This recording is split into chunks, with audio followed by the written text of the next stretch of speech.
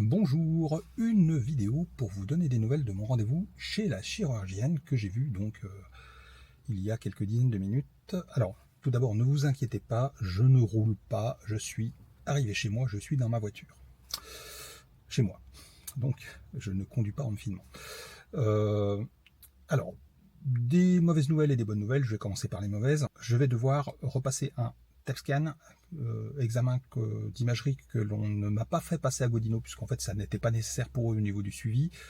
Néanmoins, la chirurgienne insiste pour que j'en passe un, puisqu'en fait elle veut s'assurer qu'au niveau du péritoine, il n'y ait pas encore de lésions actives.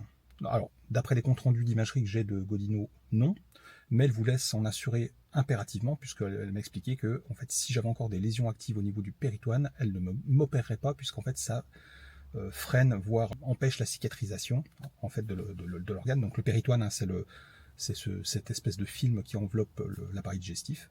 Et donc ils sont obligés de l'ouvrir pour aller trifouiller dedans. Donc voilà, donc là ils vont le recoudre, ils vont le refermer. Et donc elle m'a expliqué qu'elle ne pourrait pas recoudre s'il y avait encore des lésions actives. D'où l'intérêt du TEP scan. Donc là c'est un peu l'épée de Damoclès, puisque en fait, s'il y a encore des lésions actives, pas d'opération. Donc là, je serais absolument dégoûté. Et donc là, le deuxième examen que je vais devoir passer, c'est une coloscopie. Alors, je n'en avais pas encore passé parce que il m'en avait programmé une fin 2023, à l'automne 2023. Et comme ça n'apportait rien à ce moment-là par rapport à ma chimio et puis au reste, j'avais dit non. En fait, ça sert à rien de me faire explorer le trou de balle pour s'il faut en repasser une à la fin. Donc, en fait, j'en avais pas passé. Donc là, je ne vais pas y échapper. Alors, c'est sous anesthésie générale. Donc, je vais faire avec. Je vais quand même la passer, même si psychologiquement, c'est... bon, voilà. Hein, je ne vais pas vous faire un dessin.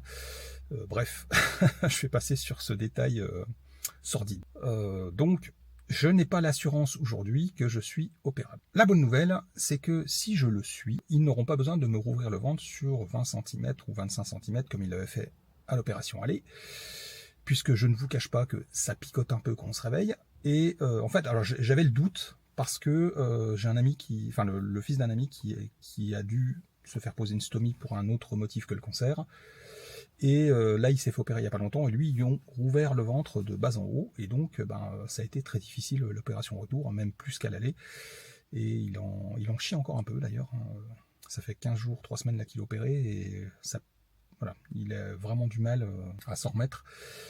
Donc ça m'enchantait moyen, et la bonne nouvelle c'est que me concernant, comme ils m'ont enlevé le côlon droit, c'est-à-dire le sécom, hein, la partie en fait qui est raccordée à l'intestin grêle, et puis toute la partie droite en fait, puis une petite partie du côlon haut, en fait ils pourront m'opérer par l'ouverture de la stomie, puisqu'en fait tout a été prévu pour éviter de réouvrir. Hein.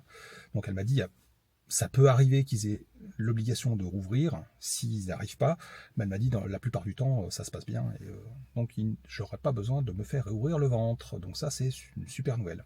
Ça veut dire opération plus courte et surtout rémission, post-opératoire plus sympa, plus courte et moins douloureuse. Toujours est-il que si je ne suis pas opérable, ça va un peu me pourrir la vie parce que à cause de la stomie, je peux pas faire de long voyage en voiture.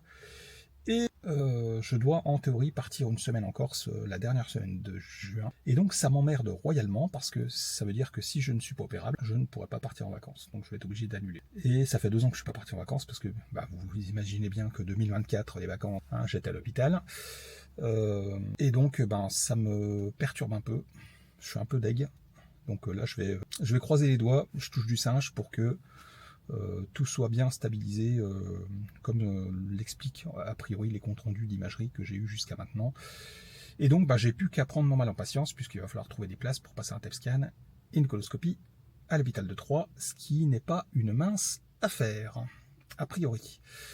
Je lui ai annoncé que je parte en vacances dernière semaine de juin. Elle m'a fait « Ouh là là !» Je dis « si.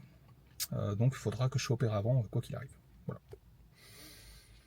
Quoi qu'il en soit, donc j'ai la certitude que c'est cette chirurgienne qui va m'opérer, donc ça me rassure, puisqu'elle a une très très bonne réputation à l'hôpital, à la fois des patients, mais aussi et surtout des soignants. Et ça, c'est quelque chose qui n'est pas forcément très courant chez les chirurgiens.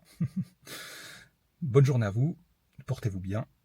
Et pour celles et ceux qui sont, comme moi, concernés par le cancer, que du positif pour tout le monde. Voilà. À bientôt.